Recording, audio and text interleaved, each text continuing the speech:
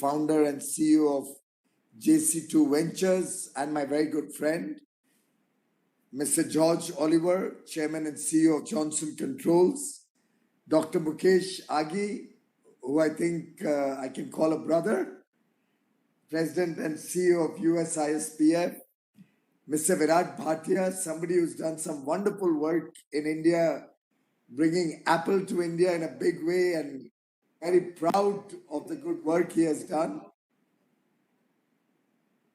Mr. Prabjit Singh, it was wonderful to hear about some of the good stuff that Uber has been doing in India. Congratulations to you.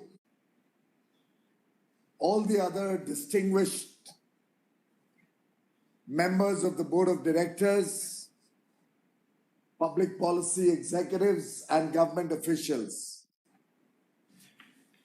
It's always a privilege to interact with all of you. I always come out of a session with the US-India Strategic Partnership Forum wiser and more educated about what's happening in the world, more particularly in the United States of America. So I do believe that we are at that moment where if we do not seize the opportunity, future generations will hold us responsible for not getting these two democracies together, working and partnering with each other to scale and ensuring the well-being not only of our people, of the US and India, but furthering the global well-being of the people across the world. And towards that, I think the US and India are absolutely natural allies. No two economies, no two sets of people can have the kind of synergy, kind of brotherhood, the understanding of each other, and also the respect for rule of law, democratic traditions, concerns for the lesser privileged, interest to engage with technology, innovation, promote entrepreneurship, like the US and India do. Our leaders over the years have built very strong bonds of friendship. Our businesses work seamlessly with each other. Our people enjoy each other's company, each other's country, companionship, and business relationship. And therefore, I believe that a big responsibility is cast on all of you in the US-India Strategic Partnership Forum, as is cast on me as a representative of India, to work together, to build this relation to the next level, in the spirit of understanding, in the spirit of oneness. And I assure you that the government in India, led by Prime Minister Modi, is extremely committed to this relationship, is focused on transforming the lives of the people of India, for which we believe we have to reform, we have to perform, and we have to transform India. All the steps that the government has been taking over the last few years are structural in nature, preparing the nation for engaging with the world from a position of strength as an equal, but also bearing in mind our own limitations, our own socio-political economic situation, and the imperatives of improving the lives of 1.3 billion Indians. India is an aspirational country, young country.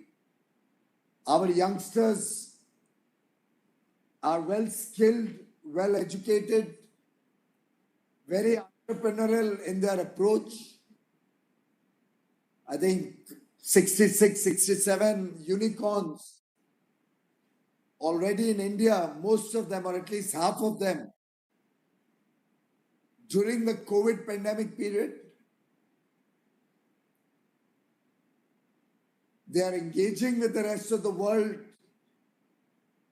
offering services, learning and taking knowledge from all of you.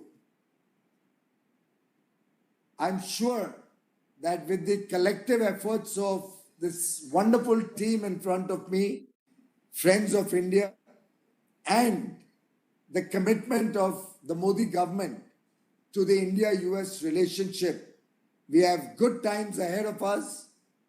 Let us work together to further the cause of the India-US partnership, both strategic and economic, and let us smoothen the edges. Let us work together in that spirit of understanding that I know all of you have, that I know Mr. Chambers has always articulated in all our conversations. Mukesh has always been an ambassador of India. Virat, Prabjit, all of you are serving India. Thank you for all your support, all the good work you're doing. And my doors are always open to you, to the entire team, for anything that I can do to further your work, your business, your presence in India, further our relations between the two countries. Thank you, Mr. Oliver, for your leadership of the USISPF. And I would look forward to welcoming you in India soon and meeting with you personally. My best wishes to all the people, all the participants of this forum today, of this dialogue. And I pray and wish for your good health and for the happiness of you and your families. Thank you very much. Terrific. And Minister Goyal, thank you for your remarks. We share your enthusiasm about our partnership and working together to ultimately achieve your goals. So we're looking forward to a very engaging discussion. I know there's been a lot of questions brought forward. So if we could, we'd like to really just get into the Q&A. If I could start, making India a significant step toward creating a self-reliant India envisioned by Mr. Modi. It is evident in his recent UN address as well. You have articulated the vision of the global manufacturing hub as companies look to relocate supply chains from other parts of Asia to India. What specific advantages can India offer? And if you would talk about the latest developments here.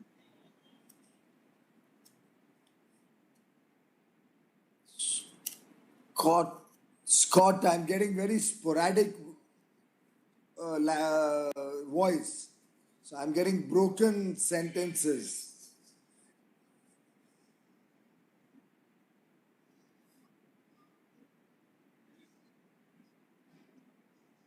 Turn it down a little bit.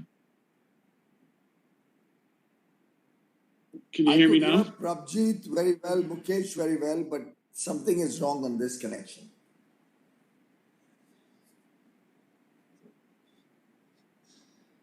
Let me start again. Making India is a step towards creating a self-reliant vision by Prime Minister Modi. It's evident in his recent UN General Assembly address as well. You have articulated the vision of making India the global manufacturing hub. As companies look to relocate supply chains from other parts of Asia to India, what specific advantage can India offer And if you would talk about any latest development. Friends, COVID-19 has highlighted that supply chains should not be based only on one factor, maybe cost, but also on trust. As I said earlier, India has a democracy, demography, young population, demographic dividend, as we often call it, a huge demand, 1.3 billion Indians aspiring for a better quality of life, and huge diversity. Our geography also gives us a unique advantage of connectivity to Europe, the Middle East, Africa, or Eastern Asia. We are very centrally located. To build resilience in the economy, the Honorable Prime Minister, Mr. Narendra Modi, announced the Atmanirbhar Bharat program. The Atmanirbhar Bharat program is not at all about closing India's doors to the world or engagement with the world. It's about opening our door bigger and wider. There's lots we have to offer, lots we have to learn, absorb, and bring in from developed countries, like-minded countries, on a fair and reciprocal and equitable basis. Therefore, we believe Atmanirbhar Bharat rests on 5 I's: intent, inclusion, investment, infrastructure, and innovation. And you will see that we both, in a way, share these 5 I's. We need to be more focused on strengthening specific areas of cooperation between the US and India. We in India are trying to address concerns of sectors where we believe we have a competitive or a comparative advantage to make in India for the world. And many initiatives have been taken towards that end. Reducing the corporate tax rate for new investments to 15%, opening up FDI in several new sectors, the national infrastructure pipeline, the monetization of assets plan, nearly $100 billion assets sought to be monetized, removing retrospective taxation, a legacy we inherited and something all of you have always advised us to get rid of, the simplified tax regime we are trying to implement, the one nation, one tax, the huge technological innovations we are introducing in the country, our fintech and edtech are really 2 pillars on which we are developing very well. All in all, the effort is to make India produce high quality products at competitive prices, meeting global standards, and truly, in areas where we have the strength or the competitiveness, becoming a larger player in global markets. May not happen in all businesses, but we certainly believe there's a lot of potential in several sectors. Single window, I'm grateful for the acknowledgement on that. It's still on a beta version, a test case. Take us a few more months, but I assure you, we'll make sure that sitting in Minnesota, you can locate, identify the land you want to buy it, pay for it, know all your neighbors, know all your logistics, ensure all your approvals are in place before you even set foot on Indian shore. We've improved our rankings in the ease of doing business, but of course, that's got into an unfortunate spin. But overall, competitiveness, global innovation index, in all of that, we are making effort to meet the needs of the world. Thank you.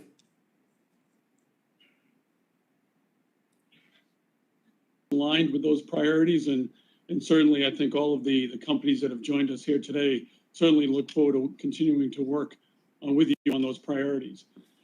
Another question was, our members are actively considering expanding their India-based operations, but they are concerned with the non-tariff barriers. You have also been a proponent of making in India for the world, So how can we further streamline India's approach to existing global standards?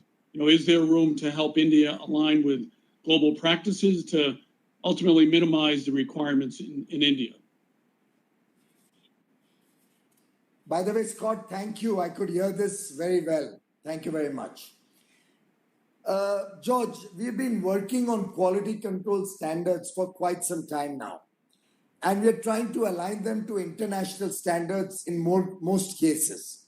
Our effort is that we should have a participative and consultative approach with industry stakeholders. But at the same time, my personal belief is that unless India engages with quality production, we'll never be able to become a global player.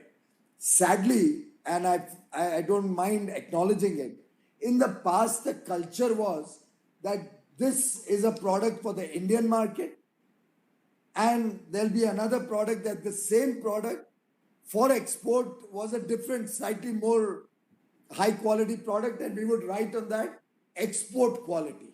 I think Paramjit or Mukesh should remember that, export quality.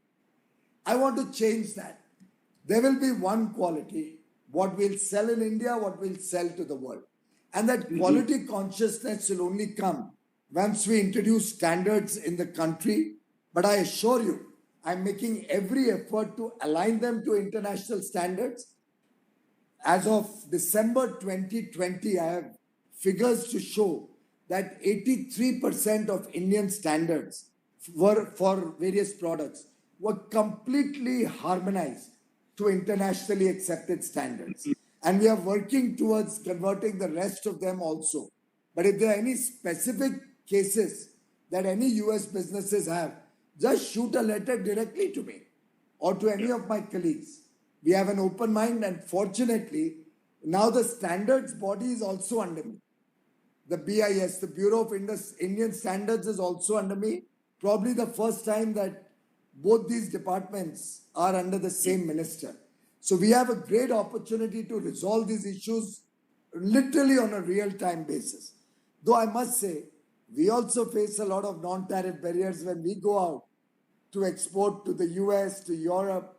So these are non-tariff barriers are there in all countries. But we can't change your standards because we can't meet those standards. And likewise, obviously, we will expect American businesses to meet Indian standards. But I assure you, we will try to align more and more with the rest of the world, and we'll work as partners with an open mind. Yeah, I think a lot of the companies that are with us here today bring a lot of depth and expertise and can be a real partner in how those standards are set. And we look forward to continuing to work with you on that. Moving to the next, what's the next frontier, for a follow-on trade agreement with the U.S. And is there a potential, in your opinion, to pursue economic arrangements under the Quad? Well, the US-India relations have come a long way. And as I said, we are pretty much natural and indispensable partners, and we need to work together. Unfortunately, a lot of effort which had gone in my first 2 years, 1.5 years, and Mukesh, Mr. Chambers are all familiar with the amount of work we did. I think members from your company also, George, were involved in the discussions. We had actually concluded discussions maybe 3 or 4 times, but would always get stuck somewhere in the red tape, and for a change, India was not responsible. We were always forthcoming. I would personally invest a lot of my time in trying to make it happen, including meeting with your medical devices companies on probably 4 or 5 occasions, both in India and in Washington and New York. So I made a very, very sincere effort. Unfortunately, it didn't work out. I hope that now with the closeness that the Quad has created between our 4 countries, since I already have an FTA with Japan, I'm fast progressing towards a comprehensive economic partnership with Australia. In fact, their trade and investment minister is here tomorrow morning. And we are having our next round of discussions tomorrow, and we hope to conclude very quickly our early harvest agreement in which we have identified the few issues, maybe 100, 200 product lines, some services, some investment areas, which are of pressing interest to both countries. And we are entering into an early harvest agreement because an FTA which has 11,000 lines will take much longer. We'll pursue that and finish it over the next few months. But we are going for the early harvest so that businesses can start enjoying the fruits of this partnership. We are doing that with Australia. So now it's left to the US and India to engage in a much bigger way. I would urge all of you to also impress upon your administration. India is ready and willing to expand our economic partnership in the spirit of reciprocity and equality, which I think is something which we will not find each other wanting. While our trade in goods and services has seen significant growth in the last 10 years, but I do believe the potential hasn't even started. I think India and the US can be two countries which should be looking at a balanced mutual trade of upward of $1 trillion in the next 10 years. And unless we keep some very ambitious targets, we'll never get there. I'm happy to look at $1 trillion target for the next 10 years between the US and India. I'm happy to engage with the US and look for expanding our economic partnership so that then all four members of the Quad would have very strong economic ties with each other.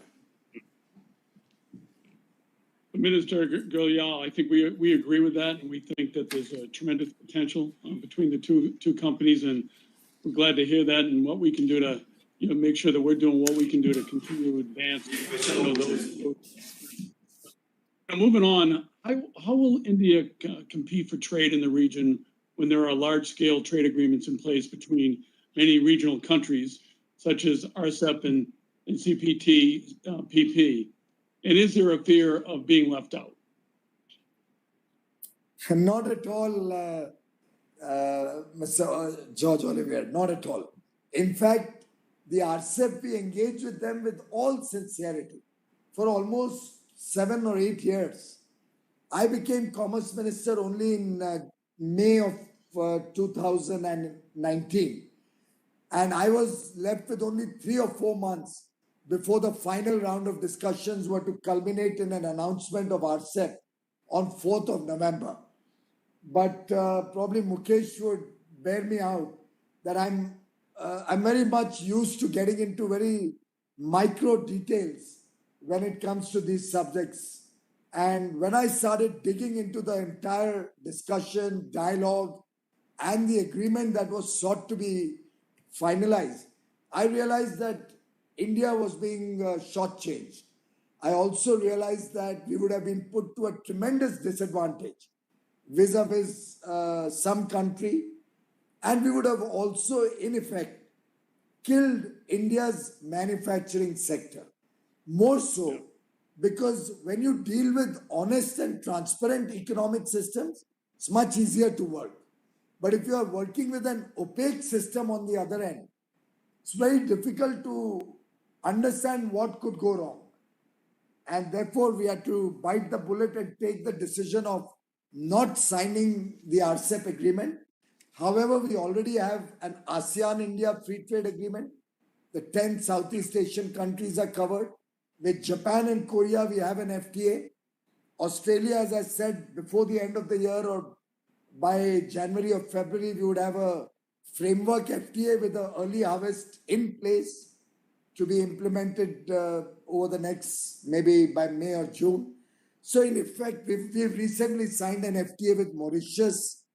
We have our SAFTA neighborhood in which we have trading arrangements. So in some sense, we are well set, we are there, and we do believe that where there are equal and reciprocal, honest trading systems, we will be there, we will be a partner with those countries, expand our relations. As we speak, I have launched negotiations with the UAE on 22nd of this month, 1 week ago. We are already in dialogue with UK at an advanced stage. Hopefully in November, we'll be launching the formal negotiations for a comprehensive and enhanced trade partnership, though we have started the informal preparations already, and my secretary has just come back this morning after the latest round of discussions with the UK. EU and India have decided to start discussions on a CEPA. So India is working with like-minded countries, democracies, transparent and rule-based economies. And therefore, I feel we'll neither be left out, but will actually be at an advantageous position also for American companies to come and work in India. So we thank you for that, Minister Goyal. You know, we have a couple minutes here, so I'll finish off to celebrate and commemorate 75 years of progressive India and its glorious history. The Ministry of Commerce and Industry is organizing special events. Could you throw some light on the Industrial Corridor Program and the launch of the new Industrial Park Rating System? George, we are celebrating 75 years of independence. We call it Azadi Ka Amrit Mahotsav, the sweet nectar of 75 years of independence. And we just celebrated a Commerce Week last week. We had about 700 programs all over India. We are trying to build the momentum right down to the lowest level, right down to the districts, and engage with them to say export is not a central government subject. It's something that every business at the smallest level, small tier 4, tier 5 city also, town, has to be engaged in commerce. And we've had some very good success showcasing India as a rising economic power and our capabilities, and build confidence in our businesses to engage with the world. We'll soon be coming up with a national master plan on infrastructure. It's called Gati Shakti.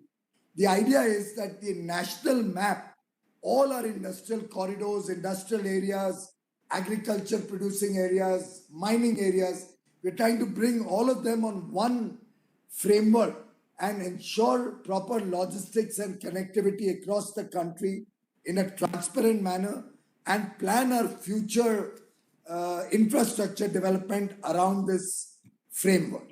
Thank you. Minister Goyal, that's terrific. And I do realize it is late in the evening for you. And as always, we greatly appreciate the candor in your discussions with the U.S.-India Strategic Partners Forum. And on behalf of all of the board of directors, sponsors, and members of the U.S.-India Strategic Partners Forum, I want to thank you for your valuable time and for sharing important insights with our members. You know, as India celebrates 75 years of leadership and incredible achievements, Ministry of Commerce and Industry under Minister Goyal's efforts have reduced more than 22,000 compliance requirements, and several penal provisions and offenses have been decriminalized. Initiatives that will surely drive further opportunity, partnership, and ultimately growth. And after witnessing a downfall in 2020, U.S.-India bilateral trade has really started to show signs of recovery. We look forward to finalization of a trade deal to further lend momentum in building a stronger economic partnership between the two countries. And I want to thank you and for everyone that's joined us here this evening for your time this evening. And I hope you all have enjoyed this conversation with Minister Goyal. Namaste. Namaste. Thank you very much, George. Lovely talking to you. Thank you, Minister Goyal, for your transparency and kind words. You know, you are the hardest working minister I come across. I've sat down with him middle of the night, and he's still working. And his understanding of US is tremendous. And I know how much energy he put in trying to get the trade deal. And all the time, the goalpost got moved. But we're hopeful as we move forward, we'll have some kind of a formal relationship on the economic side. So once again, thank you. And we look forward to the next session with you, with the board on a closed door area. Thank you once again.